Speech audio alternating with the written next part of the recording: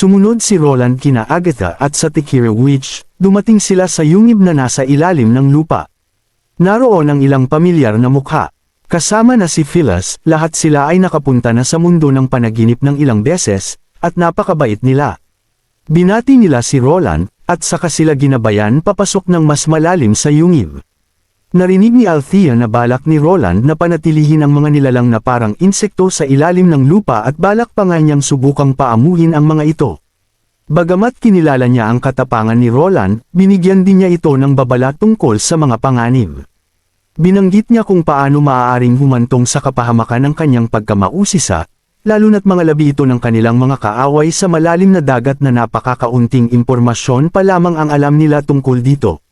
Ito ang dahilan kung bakit niya nais na ipabantay ang lugar sa mga Tikira Witch. Pagkatapos ng lahat, ang mga nahuli na insekto ay walang agresibong ugali at hindi rin sila makahukay ng mga butas.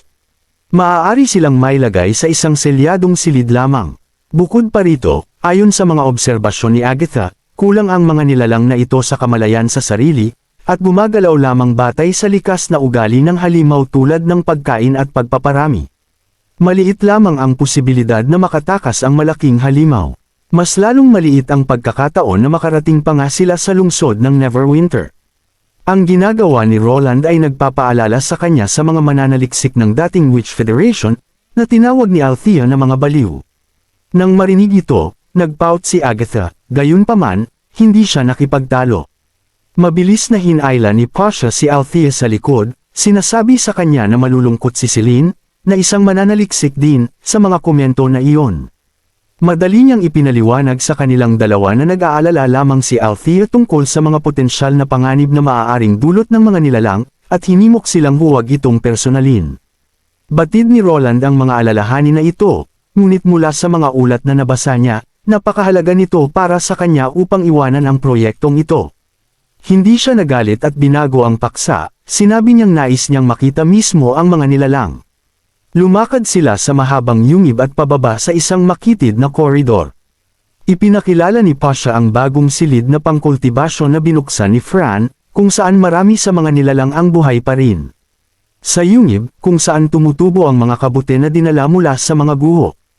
Muling tinanong niya si Roland kung nais niyang kultibahin ang mga kabute at ang mga nilalang dito. Ipinaliwanag ni Agatha na ang malalaking kabute ang eksaktong pagkain ng mga nilalang. Kung maayos silang tumubo dito, madali nilang mapapanatili ang isang malaking populasyon ng mga nilalang. Nakaramdam ng kaunting pagsisisi si Roland na ang mga kabute mula sa mga guhol ng bundok na may nyebe ay naglalaman ng mga lason, kung hindi, ang mga napakalaking kabute na ito ay maaaring maging alternatibo sa pagkaing may mataas na protina. Tinanong ni Phyllis si Roland kung bakit kailangan niya ng napakaraming nilalang na ito. Ngumiti si Roland at iminungkahi na maaaring maging kapaki-pakinabang ang mga ito para sa pag-unlad ng Neverwinter. Habang naglalakad sila ng mas malayo, pinagmasdan nila ang mga nilalang nangunguya sa mga kabute.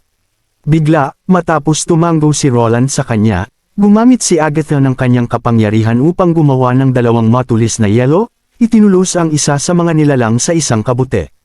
Pagkatapos ay hinayla ng grupo ang bangkay, at isang puting likido ang nagsimulang tumulo. Pagkatapos ay gumawa si Agatha ng isang espada na yelo at hiniwa nito ang tiyan ng nilalang. Tinuturo ang likido, ipinaliwanag niya na ang malagkit na sangkap na ito ay may ilang mga katangian ng pang-preserba, bagamat masama ang amoy at hindi nakakain. Ngunit hindi iyon ang pangunahing punto. Pagkatapos ay inabot ni Agatha ang loob ng katawan ng nilalang, hinugot ang isang malagkit na berdeng organo na medyo kahawig ng apdo. Pagkatapos ay hiniwa niya ito at tumulo ang ilang patak ng berdeng likido. Di nagtagal, nang mahalo sa puting likido sa lupa, nag-transform ito sa isang gel-like na substansya. Nagulat si Phyllis, ngunit labis na natuwa si Roland na makita ito ng kanyang sariling mga mata. Tinapik niya ang substansya at sinabi sa lahat na ito ang tinawag niyang biological rubber, na siyang parehong bagay na tumrap kay Fran. Ito ang kauna-unahang pagkakataon na makita nila ang isang goma. Lumalabas, ipinakita ng eksperimento ni Agatha na ang halo ng mga likido mula sa mga organo ng nilalang at ang likido sa tiyan nito ay maaaring mabilis na tumigas. Nakatulong ang kakayahan ni Sylvie upang mabilis nilang matuklasan ito. Sa katunayan, nagpapadala na si Roland ng mga tao upang maghanap ng mga halaman na gelatinous. Ang kailangan lang niya ay isang sample, at pagkatapos ay makakagawa nito ng malaking dami si Leaf. Gayunpaman, walang ganoong halaman ang natagpuan sa teritoryo ng Grey Castle o anumang iba pang kalapit na kaharian. Ito ang hindi inaasahang pagtuklas mula sa kanilang kamakailang ekspedisyon sa Snowy Mountains, kung bakit, sa kabila ng mga panganib, determinadong mag-breed si Roland ng mga nilalang na ito. Nagsimulang maunawaan ni Pasha at Alethea ang potensyal. Naisip pa nga ni Pasha na maaaring gamitin ang substansya upang gumawa ng mga lambat pangingisda at lubad, bagamat naramdaman ni Alethea na masyadong malambot ito para sa mga lubad. Pagkatapos ay tinuro niya si Roland, sinasabi kung paano niya pinaniniwalaan na ang mga intensyon ng hari ay lampas lamang sa paghuli ng isda. Pagkatapos ay naging mas seryoso siya, pinaalalahanan si Roland na sa ngayon, higit pa siya sa Grey Castle. Bahagyang nagulat si Roland. Hindi niya inaasahan na malalaman ni Alethea, na palaging nagdududa sa kanyang pamumuno, ang kanyang intensyon, ngunit tila lubos na pinagkakatiwalaan na niya ang kanyang pamumuno ngayon. Mahina hong ipinaliwanag ni Roland na malapit na nilang malaman ang malawak na gamit ng substansya. Nagtanong si Pasha kung wala ang malalaking matang halimaw na kumokontrol sa kanila. Paano nila mapalalabas ng kusang loob ang likido mula sa nilalang? Tiyak na hindi naman nila ito maaaring patayin sa tuwing kakailanganin nila ito. Pinunasan ni Agatha ang kanyang mga kamay, at sinabi na ito ay isang direksyon para sa pananaliksik sa hinaharap. Sa ngayon, umaasa sila sa mass breeding upang matugunan ang issue. Habang naghahanda si Roland na umalis, pinakilala ni Pasha ang dalawang God Punishment Witches, sina Jasmine at Rhonda. Dadaan sila sa soul transition upang maging bagong mga devouring worm host. Gayunpaman, bago ang pagbabagong ito, hiniling ni Pasha kay Roland na payagan ang dalawa na maranasan ang mundo ng panaginip upang maranasan nila ang kanilang tunay na katawan sa huling pagkakataon. Nang marinig ito, tumanggaw si Roland nang walang pag-aalinlangan. Pagkaraan ng 2 araw, isang worship ang dahan daw ang lumisan mula sa daungan ng Neverwinter. Sa kubyerta, may isang bagay na mahigpit na nakatali, na papalibutan ng mga sundalo ng unang hukbo. Sa daungan, iniisip ni Roland ang nalalapit na pagbabago. Kapag naabot na ng instrumento ang bundok na puno ng nyebe, sasailalim ang 2 mangkukulam sa kanilang pagbabago. Pagkatapos nito, magkakaroon sila ng kabuuang 3 devouring worm kasama si Fran. Walang alinlangan na mapapabilis nito ang paghahanda ng mga linya ng depensa at ang pagtatayo ng lungsod. Na kung saan ay magandang balita, ngunit hindi masyadong natuwa si Roland. Sa pagninilay-nilay sa kanilang huling pagbisita sa mundo ng panaginip, sina Jasmine at Rhonda, pabalik sa kanilang mga tunay na katawan. Ay medyo masigla at masaya. Dinala sila ni Roland at Phyllis upang maglaro at kumain, na nagpapahintulot sa kanila na maranasan muli ang mga sensasyon ng kanilang orihinal na katawan. Sino ang mag-aakala na matagal na nilang tinalikdan ang kanilang sariling mga katawan, matatag na isinakripisyo ang kanilang buhay upang labanan ang mga demonyo, isang pagpipilian na ginawa nila 400 taon na ang nakalilipas. Bago umalis sa mundo ng panaginip, nais ni Roland na mag-alok ng ilang aliw ngunit natagpuan niya ang kanyang sarili na walang masabi. Ironically, siya ang naaliw. Malinaw niyang naalala ang kanilang mga salita at ang tingin sa kanilang mga mata habang nakangiti sa kanya, na sinasabi, "Salamat, wala kaming pagsisisi." Huminga ng malalim at tumingin sa malayo sa barko na ngayon ay malayo na. Lumapit si Phyllis kay Roland at tinanong kung maayos lang ba siya. Pinigilan niya ang kanyang mga iniisip, huminga muli ng malalim. At nagtanong, wala ba talagang paraan upang bumalik ang kamalayan pagkatapos mapunta sa katawan ng host? Tila naunawaan ni Phyllis ang kanyang tinutukoy at same time na ipinaliwanag. Sinabi sa kanya na ang mga God Punishment Witches ay naiiba sa mga orihinal na host, kapag nasa loob ng isang katawan ng God Punishment Warrior, tinatawag itong pagsasama ng iba, ngunit mas katulad ito ng kontrol. Gayunpaman, kapag nasa loob ng orihinal na host, ang koneksyon ay nagiging napakahigpit, at hindi na nila mapaghihiwalay ang kanilang kamalayan o kaluluwa at mailok sa loob ng katawan na iyon magpakailanman. Hanggang ngayon, walang nakakapagbago nito. Bagamat mayroon pa rin silang mahiwagang enerhiya, na tumutulong sa kanila upang gumalaw sa loob ng napakalaking katawan. Itinaas ni Roland ang kanyang tingin sa langit, pinag-iisipan ang posibilidad na isang araw na makahanap ng paraan upang ibalik ang kanilang mga kaluluwa sa mundo ng panaginip.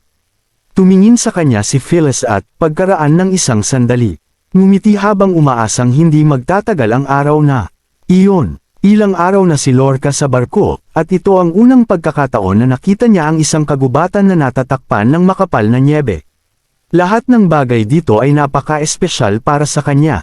Naalala pa niya ang unang pagkakataon na sumakay siya sa barko, kasunod ni Andrea. Mausisa siya kung paano ang barko nakakagalaw ng walang hangin. Nang malaman niyang mayroong makina sa barko na patuloy na kumukulo ng tubig, gusto niyang malaman kung bakit ang pagkulo ng tubig ay maaaring magpalutang sa barko, isang tanong kahit na si Andrea. Hindi masagot. Sinabi niya sa kanya na tanging sina Ana at Roland lamang ang makakasagot nito.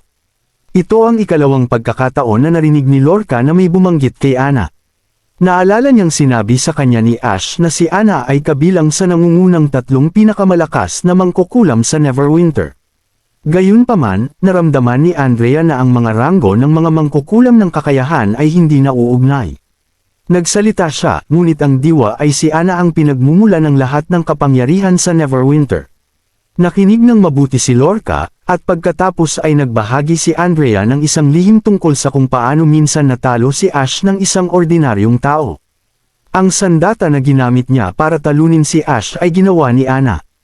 Pagkatapos nagmungkahi na maaari siyang humingi kay Roland upang gumawa ng isang espesyal na sandata para lamang sa kanya, marahil ang pag-install ng naturang sandata sa kanyang likod ay maaaring maging mas epektibo kaysa sa anumang diskarte sa pakikipaglaban. Habang hindi lubos na kumbinsido si Lorca, itinago niya ito sa kanyang isipan. Bigla, isang matabang kalapati ang lumipad patungo sa barko. Nang makita ang kalapati ay medyo tumulo ang laway niya, iniisip niyang baka mayroon siyang dagdag na pagkain ngayon. Sa kanyang pagkagulat, lumipad ng diretsyo ang kalapati sa braso ni Ash. Tumili ito ng ilang beses habang ngumunguya sa mga merienda, ngunit tila nauunawaan ni Ash ang bawat tunog at pagkatapos ay sinabi sa kanya na iulat kay Tilly na malapit na silang dumating. Pinapanood ang kalapati na lumipad palayo, napagtanto ni Lorca na siya rin ay isang mangkukulam. Sinabi sa kanya ni Ash na si Maggie ay may katulad na kakayahan sa kanya. Gayunpaman, mahirap para kay Lorca na i-connecta ang cute at matabang kalapati na ito sa malaki, mabangis. Nakakatakot na hayop na minsan nabanggit ni Ash. Tinapik niya ang kanyang balikat at sinabi sa kanya ni Ash na maghanda dahil malapit na silang makarating sa Neverwinter. Hindi nagtagal, ang barko ay maayos na dumating sa daungan. Tumigil ang mga sibilyan na naglalakad at binati ang sundalo, habang ang mga sundalo ay bumati pabalik. Napansin ni Lorca na may mga bata rin sa karamihan, ngunit tila isang uri ito ng kagandahang asal. Ngunit bakit? Ipinaliwanag ni Ash na ito ay isang pagsaludo sa militar. Noong una, hindi niya naintindihan kung bakit ito kinakailangan, pinaghihinalaan pa nga niya na pinilit ni Roland ang kanyang mga tao na gawin ito, ngunit nalaman niya agad na mali siya. Tinanong ni Lorca kung sumasaludo ang mga tao dahil ang barkong kanilang sinasakyan ay pinangalan kay Roland.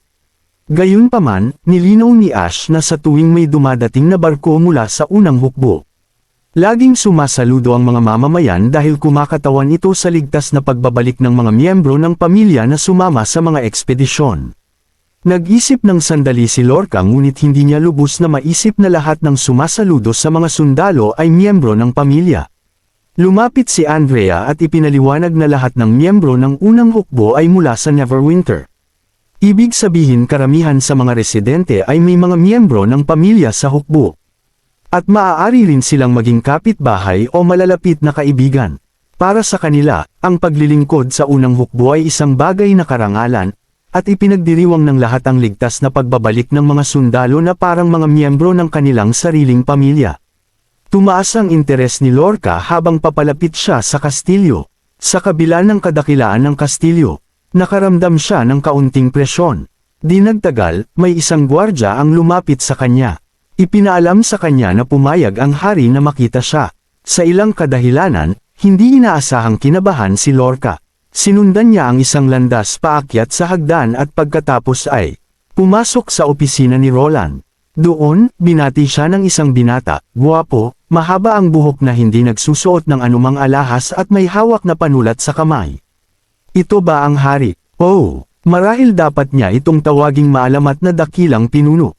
Una niyang naisip na si Roland ay dapat na isang makaluma at maputlang matanda na may kulay abong buhok at may suot na malaking korona sa ulo. Ilang segundo lang, si Roland ang unang nagsalita, binabati siya sa Neverwinter at ipinakilala ang sarili bilang Roland Wimbledon, ang hari ng Great Castle at ang kanilang bagong pinuno. Yumukod si Lorca sa kanya, bahagyang iginagalaw ang kanyang mga tainga at ibinaba ang kanyang ulo bilang paggalang sa ngalan ng kanyang ama, gayunpaman, hindi siya tumanggap ng sagot. Tumangala lang siya para makita si Roland na nakatitig ng mat-aman sa kanyang mga tainga, na dahilan upang lumubog ang kanyang puso. Balik sa Iron Sand City, alam niyang laging pinag-uusapan siya ng mga tao sa kanyang likod tungkol sa kanyang hitsura, ngunit walang nang ahas na sabihin ito sa harap niya hindi lamang dahil siya ang prinsesa ng unang angkan, kundi pati na rin kung gaano siya kalakas. Gayunpaman, ang lugar na ito ay hindi Iron Sand City, hindi na siya ang prinsesa. At walang proteksyon ng kanyang angkan, maaari bang ang hari na ito? Bago niya matapos ang kanyang iniisip, narinig niya ang tanong ni Roland ng may mausisa na tono kung ang kanyang mga tainga at ang kanyang buntot ay lahat tunay. Pinigilan niya ang kanyang galit at iginilid ang kanyang buhok upang ipakita na dalawa lang ang kanyang mga tainga ng lobo. Ipinaliwanag niya na hindi niya maibabalik ang kanyang mga tainga at buntot. Dagdag pa niya na kahit na maaaring mukhang kakaiba siya, ganito ang kanyang hitsura. Sinabi niya kay Roland na kung kinakailangan, iiwasan niyang pumunta sa publiko, para hindi niya magulat ang mga tao. Lalo siyang nalungkot at nakaramdam ng pagkakataliwas. Isang diyosa na karaniwang itinuturing na simbolo ng lakas at kagandahan ng mga Sand People.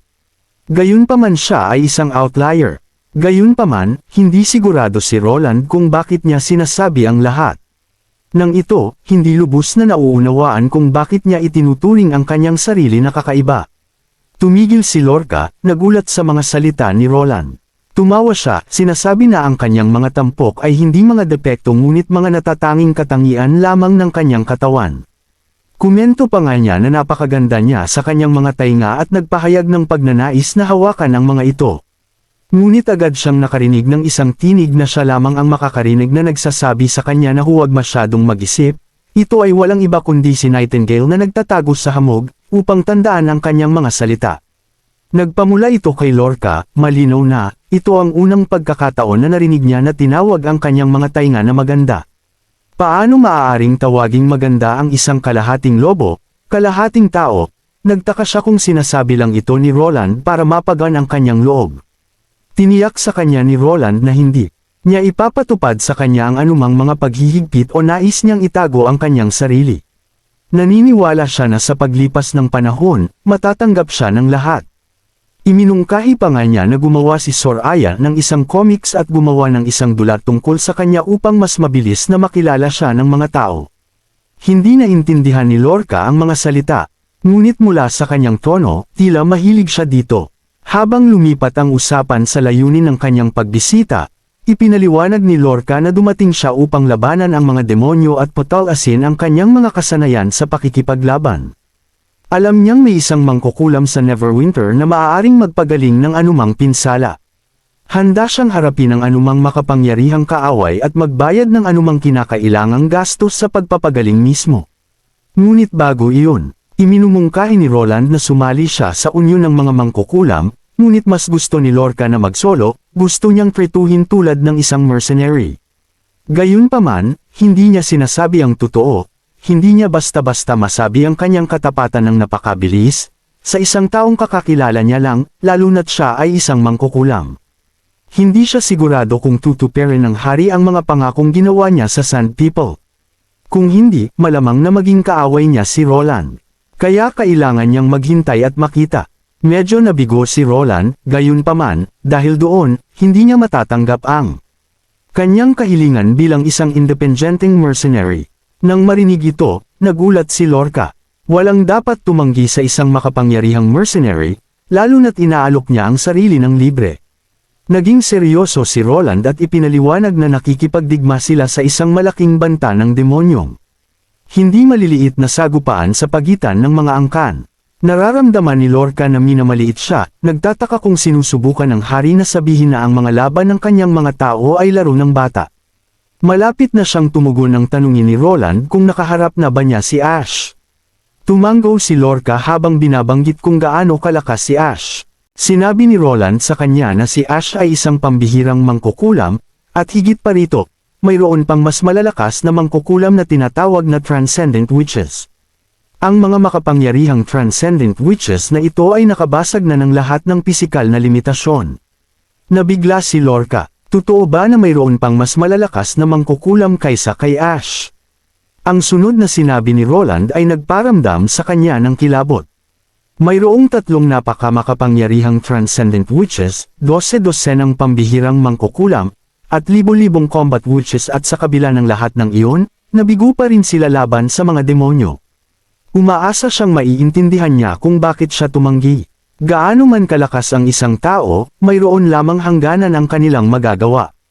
Tinitigan siya sa mata, nagsalita siya ng buong pagpapakumbaba, binibigyang diin na higit sa lahat, ayaw niyang matapan ang kanyang buhay.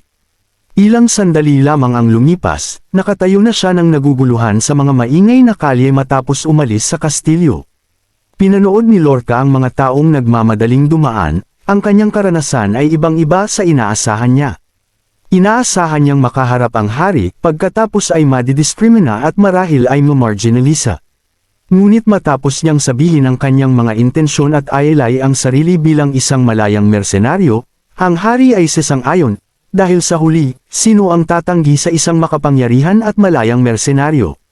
Pagkatapos ay aalukon siya ng lugar upang manirahan sa malayong lugar na walang ibang tao sa paligid, patuloy na imomonitor, at sa wakas, simulan ang pakikipaglaban sa tinatawag na mga demonyo.